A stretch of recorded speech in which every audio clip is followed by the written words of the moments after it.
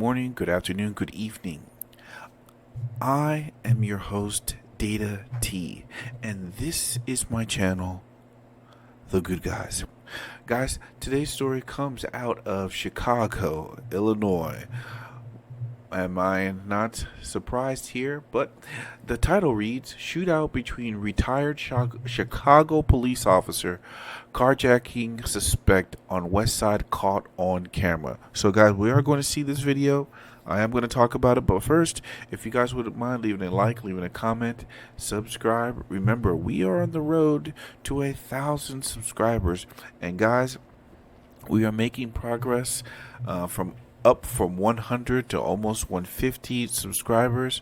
We are very small, struggle channel, but guess what? I think we can get to 1,000 with your help. Definitely will be able to do that. Guys, you can also hit me on Twitter, on Minds, and on Truth Social. So, I'm going to keep bringing you these stories. So, let's get into another one right now. More Christian. Ravi and Judy, that victim tells me he's just grateful to be alive today after he was carjacked at gunpoint early this morning.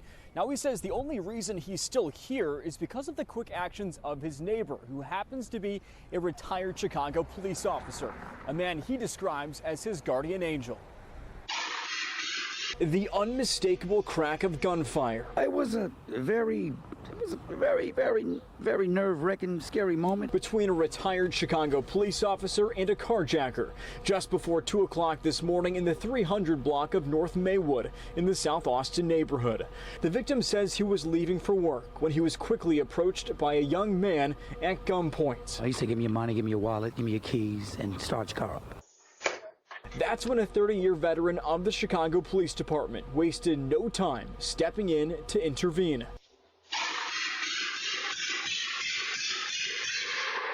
When I looked up, he was at his wife's car with his hands up, and I noticed the gentleman had a gun on him. He did not want his face shown on camera. I grabbed my gun and ran outside and positioned myself behind the tree. At that point, it was going to be me or him. That retired officer says he fired 12 rounds and tells us the carjacker fired back at least 16 in return.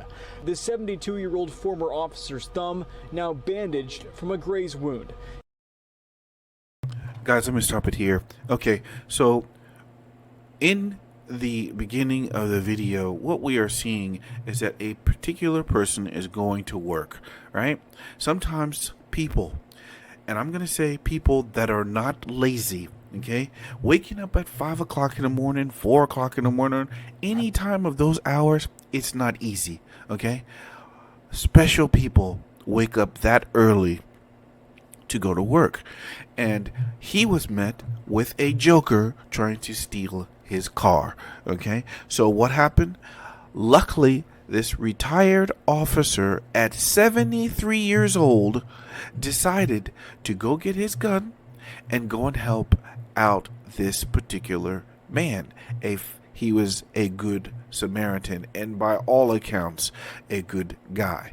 Okay, so by doing that, he had to exchange gunfire. Some of you may say, hey, where was the person? Where was his gun so he can defend himself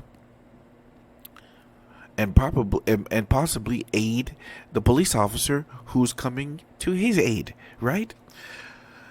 Guys, if you don't take responsibility, some things will be decided for you, right?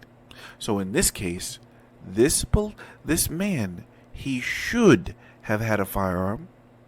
Maybe he's thinking about getting one.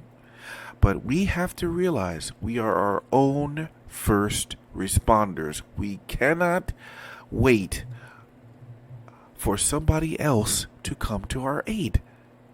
We cannot. And we see the result.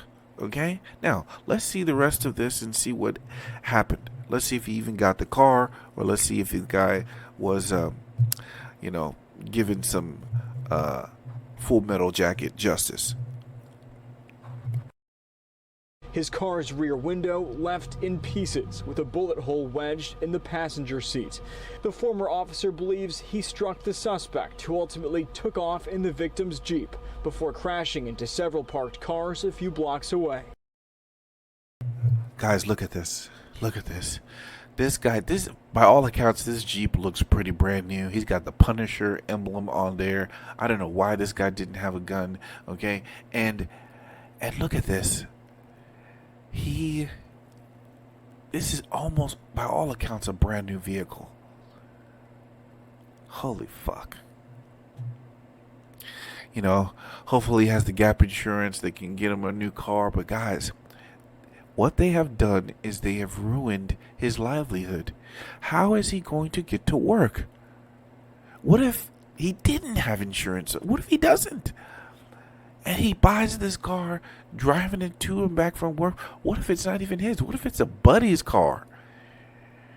How is he going to get back to and from work? And this is why people, they say, oh, it's just a car. Let them have it. No, I don't think so. We're not about to do that.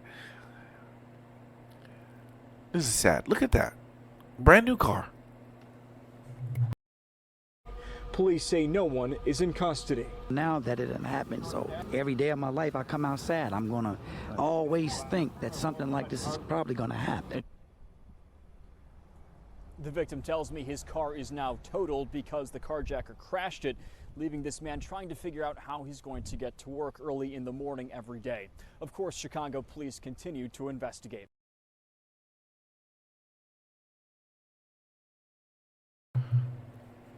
So guys, you see that, and exactly what I said. They've messed with this man's livelihood. They have messed with this man's livelihood. How is he supposed to get to work every day? All right, and he's got to figure that out now. Okay, this is why we say we're not going to let these things pass. We shouldn't let these things pass. If you have the ability to defend yourself, you should.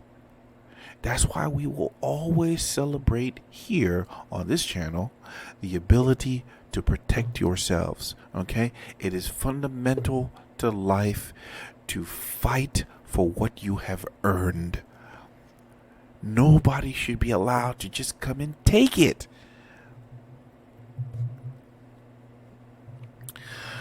Anyway, hopefully this guy can get it squared away. The police officer, the retired police officer. Guys, remember, retired. He is a civilian. He did not have to step in. He could have got on the phone himself and called police, but he didn't. He intervened. He is a good guy.